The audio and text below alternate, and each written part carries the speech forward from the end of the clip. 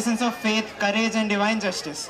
And today, we are proud to present a powerful skit based on one such divine incarnation, Narasimha, the fierce and compassionate form of Lord Vishnu. This skit beautifully portrays the story of Prahlada, a boy whose unwavering devotion stood strong against arrogance and injustice. It reminds us that true devotion needs no fear and truth always finds protection. And Lord Narasimha appears not just as a symbol of power, but as a reminder that God protects those who stand for Dharma, even in the darkest moments. As you watch this performance, we request you to observe the emotions, expressions, and powerful message behind every scene.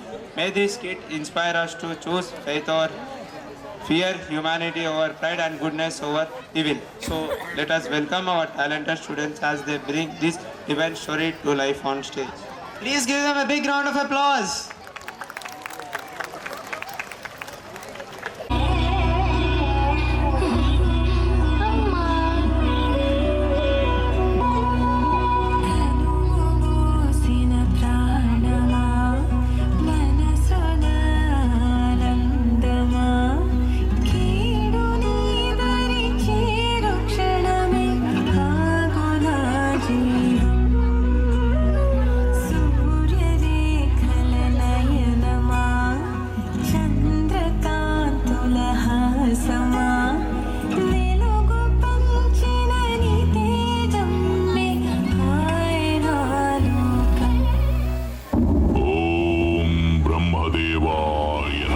నిస్సందేహంగా మహాబలశాలివే.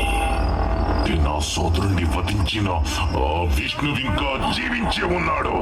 విష్ణువుతో పోరాడాలంటే నువ్వు బ్రహ్మదేవాయ నమః. కళ్ళు తెరువు. హిరణ్యకశిప, కోరుకో. నీకే వరం కావాలో కోరుకో. అన్నీ కావాలి.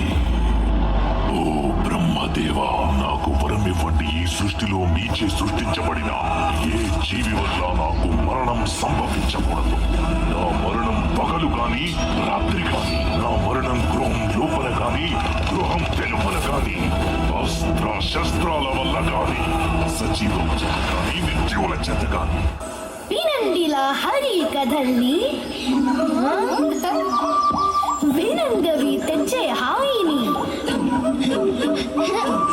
ప్రతి ప్రాణి హరి తోచుని, ప్రపంచమే ధనాధీనమే. హరి భక్తి నీలో ఎంతని, తెలుసుకోవని నిజాన్ని.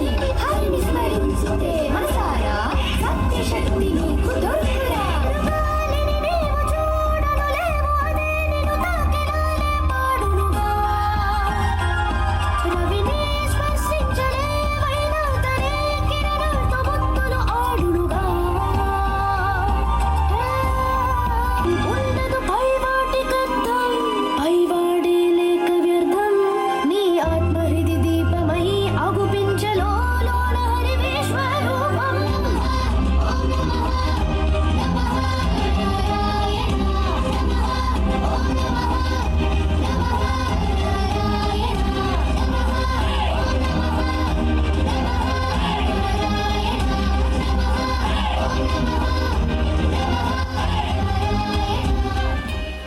ప్రహ్లాద, సింహాసనాన్ని అధిష్ఠించాలి కనుక చక్రవర్తి కాబోయే ఈ చిన్నారి రాకుమారుని వివేకానికి, సామర్థ్యానికి ఒక చిన్న పరీక్ష పెట్టబోతున్నాను.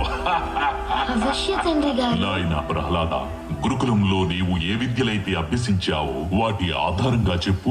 రాజంటే ఎలా ఉండాలి? నాన్నగారు, రాజులు ఎలా ఉండాలంటే పక్షపాతం వహించకుండా సమన్వయం కలిగి ఉండాలి. ప్రజలని తన సంతానంగా భావించి వారి సుఖాలను తమ సుఖాలుగా, వారి దుఃఖాలను తమ దుఃఖాలుగా భావించాలి. రాజు కేవలం తన రాజ్యం మాత్రమే కాదు, తన ప్రజల మనసుల్ని కూడా అతను పరిపాలించాలి నాన్నగారు. ఆహా, ఎంతో బాగుంది.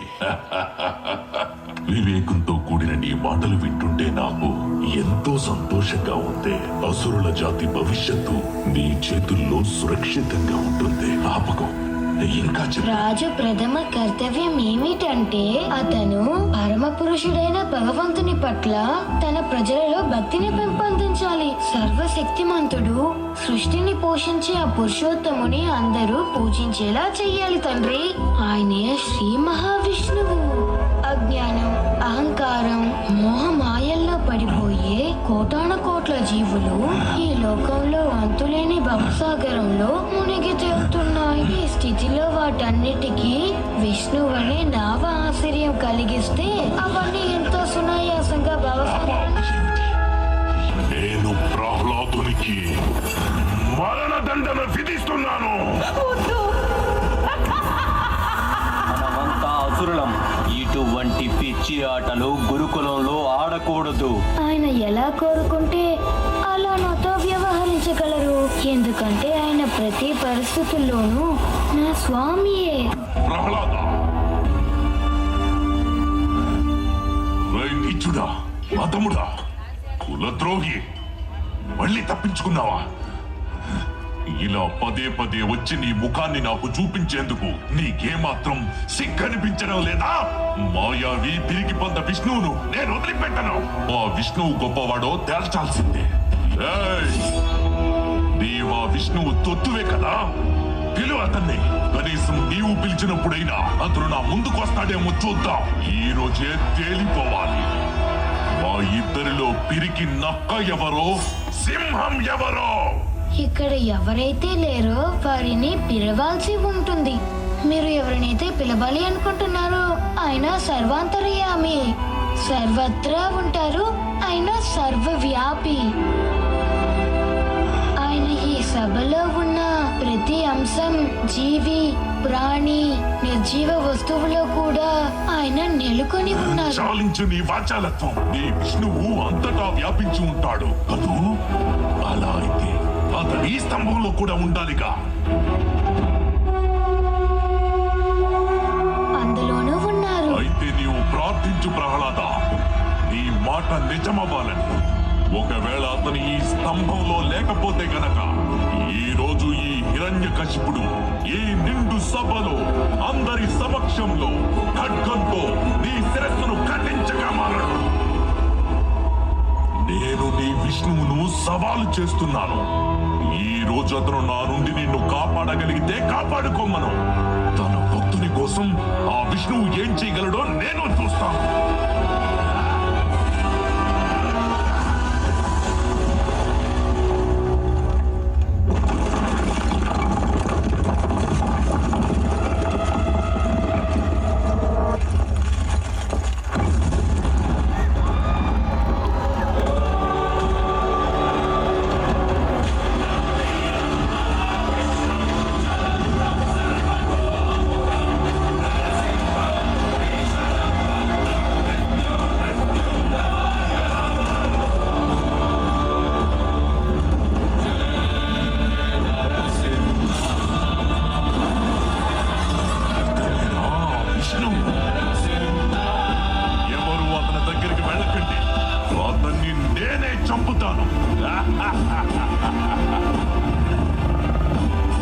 చివరికి నా ముందుకు రానే వచ్చా.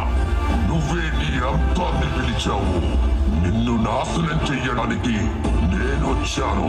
ఓరి బహురూపి, శత్రువులతో పోరాడేందుకు ఒకసారి పందిలా ఒకసారి సింహంలా వస్తావు. నిజ రూపం చూపించలేవా? నా రూపం ఏదైనా కావచ్చు, ఒకటి మాత్రం నిశ్చయం. ఈ రోజు నీ మరణం తథ్యం. నీ సోదరుడు హిరణ్యాక్షుణ్ణి ఏ విధంగా సంహరించాను, నిన్ను కూడా నా చేతులతో అదే విధంగా సంహరిస్తాను. శత్రువుని సంహరించగలిగే సత్తా లేనివాడే ఇలాంటి బెదిరింపు మాటలు మాట్లాడతాడు.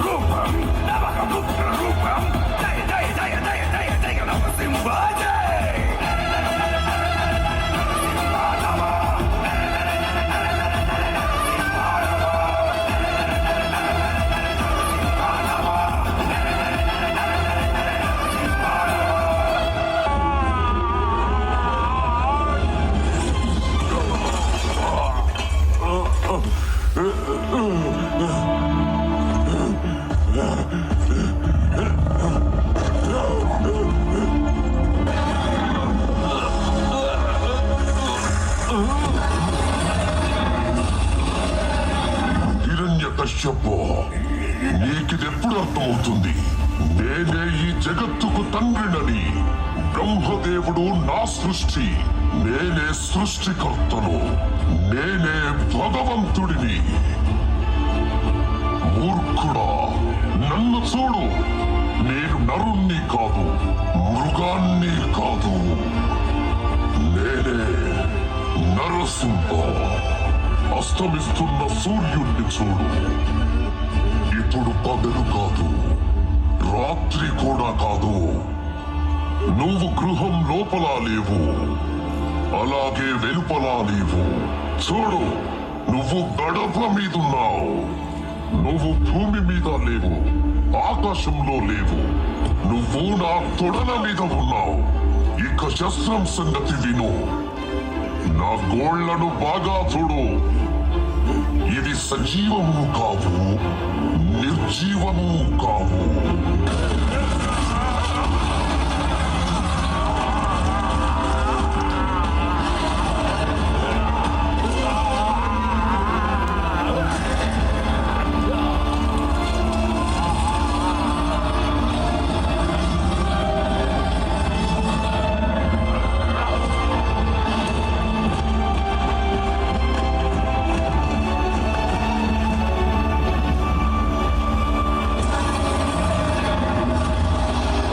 నాయనా ప్రహ్లాద, దయచేసి నీ ప్రభు క్రోధాన్ని శాంతింపచేయి. దయచేసి శాంతించండి ప్రభు. చూడండి, అందరూ ఎలా భయపడుతున్నారు.